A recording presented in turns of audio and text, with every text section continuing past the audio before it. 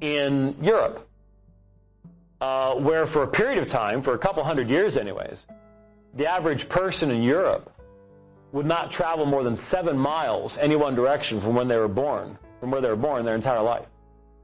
That makes for a pretty small world. Very little travel, very little commerce. People develop the concept of anachronism. You go, what? How do you develop a concept of anachronism? Ever seen medieval paintings of Bible scenes? Ever seen someone, say, around 1100 paint a picture of what David would have looked like? How do they paint him? He's riding around on a horse in armor, and he lives in a feudal castle. Because from their perspective, everything had always been as it was now. The idea of development, the idea of change. This is why, for example, forged books became such an important element in the development of modern Roman Catholic theology. Because there was a famous book called The Donation of Constantine, which allegedly it was Constantine giving basically the keys to the city of Rome to the Bishop of Rome. So it was foundational to the development of the Roman papacy and the concept of the Pope having this type of primacy and stuff like that. Well, today for us, it's so obviously a fraud because it contains anachronisms. They wouldn't have talked like this back then. But if you don't realize things have changed, you don't know what an anachronism is, because things have always been the same.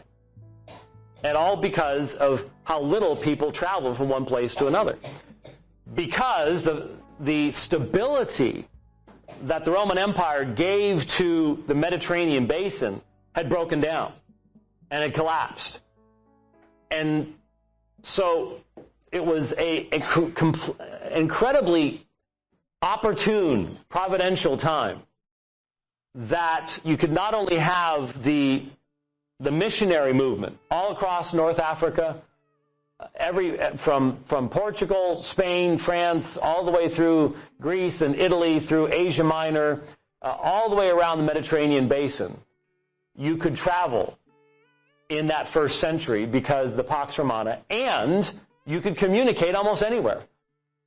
Because while Greek may have not been the primary language in certain areas, it was the English of the ancient world. I mean, if you can speak English, almost any place you go, you can find somebody that can muddle along a bit. I think most of you know it's the official language of air flight, anywhere, pretty much. And so it sort of functioned in that way. And it allowed then the continuity of the writing in the New Testament epistles and things like that, and the distribution of these letters. Now, obviously, we know that there were early translations of the scriptures in other languages because, you may be able to muddle along in Greek, but if your mother tongue is Ethiopic or something, or Armenian or something like that, you're going to want to have it in your own language. And so there's all sorts of translations that are done early on, including Latin translations. But the point is that spreading of Greek culture provided a foundation that allowed the scriptures and the Christian message to go all over the world.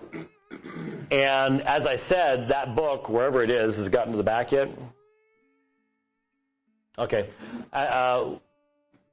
That particular volume will become central when we talk about the issue of the canon. Because as someone noted, well, it's a little bit bigger than ours. It has the apocryphal books in it. Yeah, it does. But there is no one version of the Septuagint. It's really obvious. When we look at the Pentateuch, for example, the Pentateuch is very, very well done. I mean, top flight scholars who were absolutely fluent in both Greek and Hebrew, probably in Alexandria, produced the Septuagint. And they did so as a group. It's very clear. It's incredibly high quality. The rest of the Septuagint varies a lot. in the level of quality of translation. No question about it. And as a result, it's pretty obvious that it wasn't one group that just produced the entirety of it at one time. The Septuagint was probably one group. But then outside of that, there were probably different versions that came around at different points of time that were eventually collected together, and they have different levels of quality between them. And that leads to some issues. For example, in Jeremiah, very different. Even the order of passages is different in Jeremiah. The breakdown of the Psalms is different. You always get lost trying to find the proper psalm in the Septuagint because you forget where the divisions are different and there's an extra psalm and stuff like that. And so there's issues like that. And the question of the apocryphal books, the Jews never accepted the apocryphal books as canon scripture. So why they would have translated them is one of the issues that we have to struggle with. Almost all, and some would say all manuscripts we have of the Greek Septuagint are Christian in origin rather than Jewish. And when we talk about the Apocrypha, we'll see why they started to become popular at a certain point in time and who was promoting them and why they were promoted and so on and so forth. But that book right there, incredibly important in understanding how things developed in the early church and how translations can become extremely traditionally laden. In other words, when we get to the Reformation, we're going to, for a lot of Christians, it's really weird when you realize, so you're telling me that but at the time of the Reformation, or right before the Reformation, during the Renaissance, you had to risk your life if you were a Christian, if you wanted to learn the Hebrew language.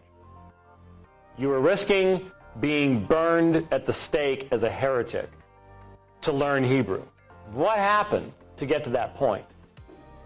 And if you showed real interest in Greek, you were also endangering yourself.